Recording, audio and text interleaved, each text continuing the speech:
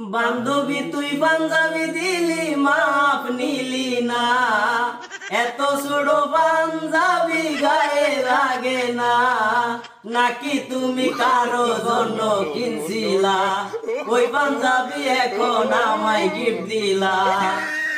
কিড়িং কিড়িং